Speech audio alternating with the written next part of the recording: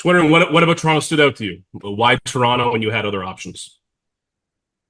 Yeah, I think I don't know how most guys do it, but I've gone through free agency a few times now, and at the beginning of it, I think there's always some sort of internal desire just to go back to where you were because of you know familiarity and continuity and comfort. But at the same time, I like to put together a list of, I guess, destinations that I would hope to land at, and Toronto was one of the teams at the top of that list. So obviously playing in Boston last year, getting a front row view of them and their starting pitching, their bullpen, which is fantastic, and certainly a lot of talent in that lineup. Who, I mean, some might say had a little bit of a down year last year offensively, some of those guys, and still were able to be a playoff team. So I think it's a great fit. I'm looking forward to getting over there and hopefully having an impact on some of their younger guys and maybe making them help them take the next step. Obviously, your resume as a hitter speaks for itself, but as a defensive player, what's your expectation as far as what kind of role you might play, to the extent that you do this year?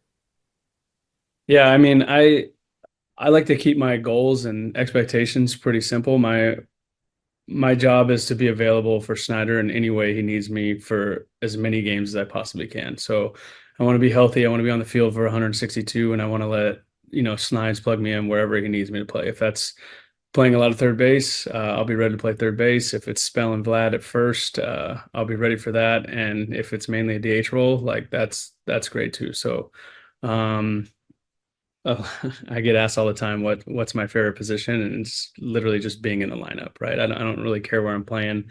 I actually played some second base last year too, so I don't know if that's on the bingo card or not, but I'd be willing to do that as well. So you alluded to sort of having a front row seat at seeing the Jays a little closer last year.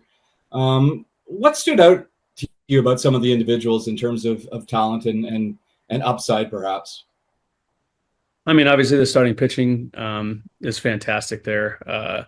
I don't think you go anywhere in this game without starting pitching. And so that was obviously the first box that was a huge check mark for the Blue Jays. They're deep. They all throw the ball really well. They all mix their pitches and know how to go deep in games, which in turn kind of takes some pressure off the bullpen, which is a very good bullpen as well. So I really enjoyed that kind of game plan. You see the starters go deep in the game. Your bullpen only has to cover three innings. Those guys stay fresh, so in turn they're throwing the ball better. And then on the flip side, offensively, just a lot of impact players, a lot of guys that can change the game in so many ways. And starting with Bo Bichette and Vladdy, who obviously are extremely talented, and then you have some younger guys. I follow Bo and Alejandro Kirk just because we have the same agency, so I pay a little more attention to those guys probably than anyone else. But I've played against Dalton Varsho since he came up as a rookie when he was with the Diamondbacks, so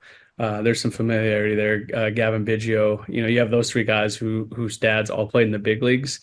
You immediately know that it's going to be a good clubhouse culture because they know how to act, they know how to be around guys, they know what to do. So I'm looking forward to joining them and being a part of that. Curious to ask on Bo Bichette, what do you admire the most about the way that he approaches hitting? Yeah, I haven't gotten an opportunity to get too into detail with him, but having some conversations with people and like I said, having the same agent, being a little familiar with him, I just think the professionalism in the at-bat, right? He knows how to drive the ball to all fields. He makes two-strike adjustments. He takes pride in putting the ball in play and not striking out. He can hit behind guys. He can do a lot of things with a bat. And we talk about it kind of, he has a lot of different clubs in his bag, right? He can hit the long ball. He can shoot it the other way. He can do a lot of things that are really special. And I think obviously hitting's in his DNA, so I'm looking forward to being around him and hopefully learning some stuff from him as well. I want to touch on a couple things that you mentioned a bit earlier. First thing you said is the potential for impacting younger teammates. You've obviously got a reputation, and talking to some of your former teammates, you have a lot of praise for what you bring to the clubhouse. I wonder if you can maybe just describe a bit about your approach to getting to know teammates, finding ways to connect with them, finding ways to maybe help bring out the best in them.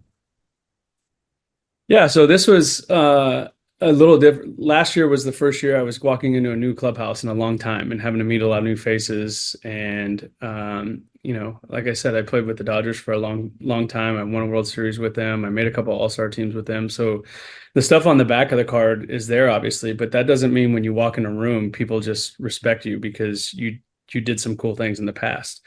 And that's kind of the way I go about it and I look at it. I got to build and work on these relationships and create a trust to where I earn that respect. It's not just given to me by walking through the door. And I kind of had that mentality last year going into Boston. And I think it was probably the best way to go about it for me because it made those relationships and those conversations a little bit more real and less, on the surface, like, oh, I'm an older guy. I've played for so many years. You have to respect me and do what I say. Like, I don't think that flies anymore. So it's a two-way street. I want to get to know these guys and I want to earn their respect, just as I'm sure, they want to earn my respect.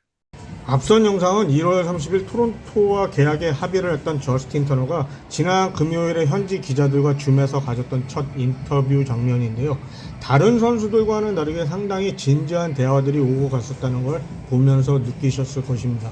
평소에 느꼈던 느긋함보다 기자들의 답변에 상당히 신중한 모습을 보이는 것이 새로웠고요. 사실 현지에서는 터너보다 호르헤 솔레어나 JD 마티네즈와의 영입을 바랬던 팬들이 많았었는데요. 개인적으로 봤을 때 구단이 원했던 것은 터너의 평균 2할 8푼의 타율과 0.800대의 OPS가 아니었을까라는 생각이 듭니다. 물론 터너의 나이가 언제라도 무너질 수 있는 나이이기 때문에 도박이라고도 보여질 수 있지만 1년 계약이라 해볼 만한 도박이지 않을까 싶네요. 실제로 토론토 구단과 터너는 지난해 12월부터 계약과 관련해 서로 대화를 하고 있었다고 합니다. 아무튼 터너가 38살에 잘했으니까 39살에도 잘해주길 바라야죠. 그리고 터너까지 안 가더라도 지난 시즌에 부진했던 젊은 선수들 게레로, 마누아, 컵 그리고 바쇼가 예상했던 것만큼만 해주면 무슨 일이 있겠어요.